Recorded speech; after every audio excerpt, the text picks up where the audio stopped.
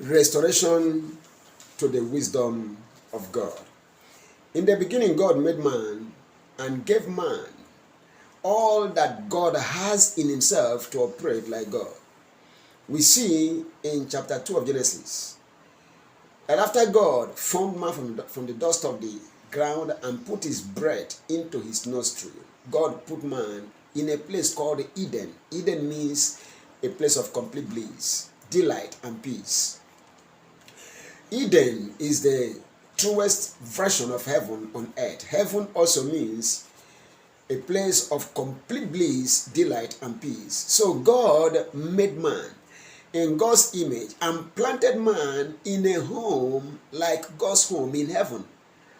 Now, so many pastors believe that when you die, you go to heaven.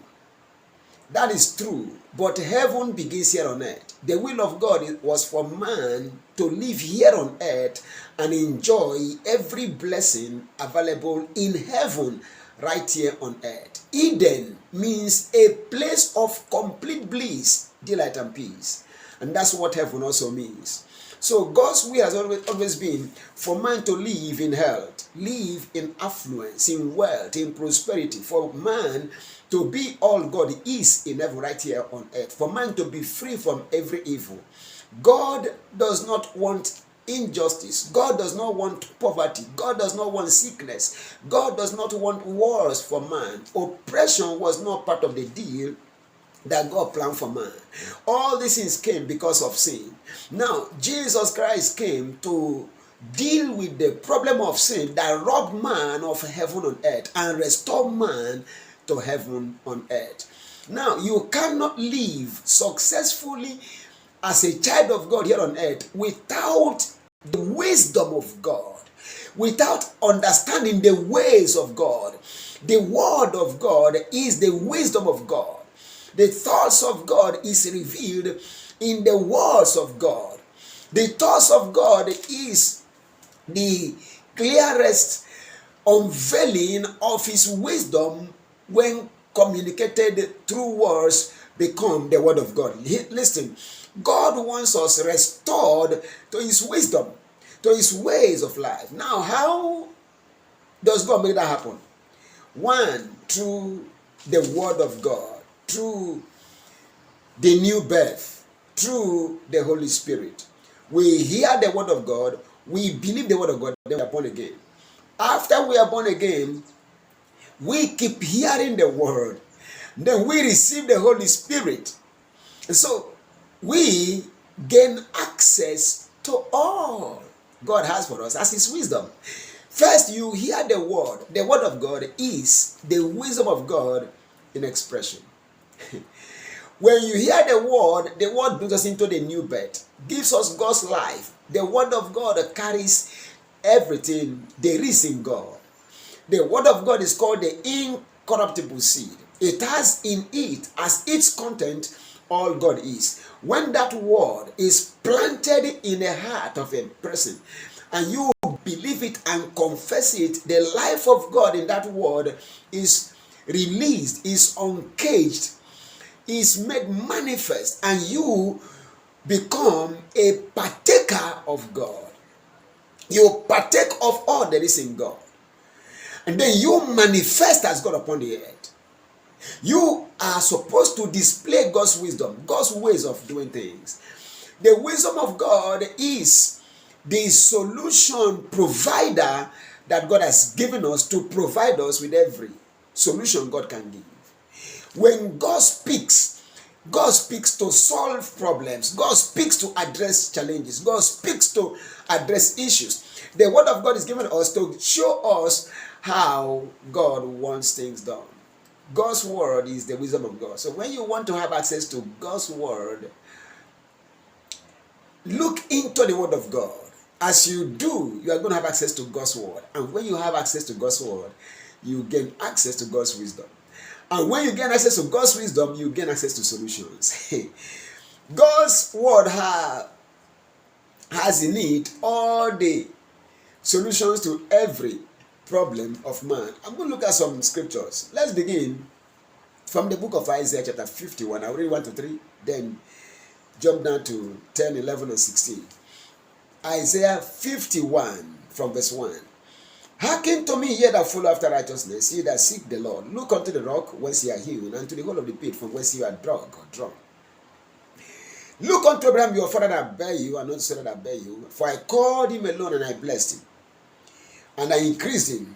For the Lord shall comfort Zion. Verse 3. He will comfort all her waste places, and he will make her wilderness like Eden. He will make her wilderness like Eden. The dry, barren areas of your life will become a fruitful areas of your life from today. Will become the fruitful areas of your life from today. He said, for the Lord shall comfort Zion, he will comfort all her waste places. He will make her wilderness like Eden, like heaven on earth. God wants to turn your desolate areas, your desolate land, your desolate homes, whatever, into Eden, the place of complete bliss, delight, and peace. And her desert like the garden of the Lord. Hear the word. Joy and gladness shall be found therein, thanksgiving and the voice of melody. Verse 10. Art thou not it that which had dried the seas, the waters out of the great deep, and had made the depths of the sea a way for the ransom to pass over? Once you are born again, or once you are bought from sin, from Satan's slave market, God wants you to be delivered and restored. So he makes you to pass over from where you are to where you must be, from the power of darkness to the kingdom of his son. Verse 11. Therefore, the redeemed of the Lord shall return and come with singing unto Zion, the seat of God's government upon the earth, where they shall possess their possession, where they shall be freed from every evil and trouble. Therefore, the redeemed of the Lord shall return again and come to Zion with singing, and the everlasting joy, unending joy shall be upon their head. They shall obtain gladness and joy, and sorrow and mourning shall flee away. Verse 16. And I have put my words. Now, let me start from 15. But I am the Lord that divided the Red Sea, whose waves roared. The Lord of hosts is his name. And I have put my words in your mouth. Take note. And I have covered you in the shadow of my hand, clothed you upon with my Holy Spirit. That's the meaning. And that I may plant the heavens through what you say, and lay the foundations of the earth, and say unto Zion, thou art my people. God wants to restore his word to you. I have put my words in your mouth, my wisdom, for you to become my mouthpiece upon the earth, for you to speak my words and provide solutions to problems. I have put my words in your mouth. God's wisdom is given expression via his words. I have put my words in your mouth. I have covered thee in the shadow of my hand, that I may plant the heavens. I want to create the heavens through what you say. Your mouth will say, thus says the Lord, let there be, let there be, let there be. And whatever you're going to say, because I put my words in your mouth and I've covered it with my hand, I've enveloped you, my Holy Spirit and my power, you are going to speak and all is going to pass. That's what God is saying here. I want to use you to plant the heavens and lay the foundations of the earth, where there will be no evil, where sickness will not be seen, where lack and want will be absent, where problems will not exist. I want to plant the heavens and the earth, where people can see me just by looking at you. I want to manifest all there is in heaven via you where you are. That is the will of God. That is what God wants. God wants us to showcase him to the world. Isaiah 59 and verse 21. He says, as for me, this is my covenant with them, says the Lord. My spirit is upon thee, and my words which I put in thy mouth shall not depart out of thy mouth, nor out of the mouth of thy seed or children, nor out of the mouth of thy children's children, says the Lord, from henceforth and forever. God wants us to keep speaking and keep creating heaven on earth. Keep solving problems, that's meaning. Keep turning the desert into the garden of the Lord. Keep turning the wilderness into Eden. God wants us to replicate heaven on earth, to create here on earth heaven, so that people can live free from sin, free from lack and want, free from poverty, free from sickness and disease, free from every trouble that's happening in heaven.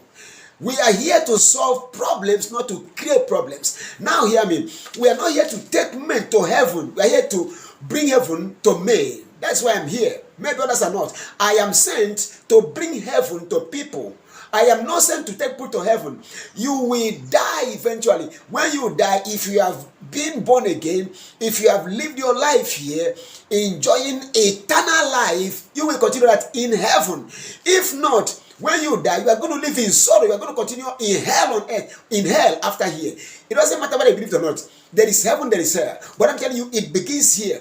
God created Eden, and there he put man. Eden is heaven on earth. There was gold. There was everything a man could ever desire. There was no rain, yet Adam had the best of waters, the best ocean, all the oceans began in Eden, began from there. Everything people are looking for today, all of them were in Eden. So God's will is for you to live and experience heaven on earth. That is God's will, and that's what we have to enforce. Many are preaching and telling people you can die in poverty and go to heaven. That's not what I'm here for. You are to live in prosperity. And when you have lived and done well and been a blessing and have fulfilled your destiny, you have enjoyed eternal life, you can now go and rest wherever Jesus Christ is. That's the will of God for you. God wants you to have his wisdom. That wisdom will make you become a creator of all God can create. You are going to create heaven on earth here for man. And after you have done your good work, you're going to continue your life in heaven after death. My prayers are for you from today. God will restore you to his wisdom. In the mighty name of Jesus Christ. It begins when you are born again. It continues when you receive the word of life and the Spirit of God in you. You can manifest that. May you be blessed. In Jesus' precious name. Amen.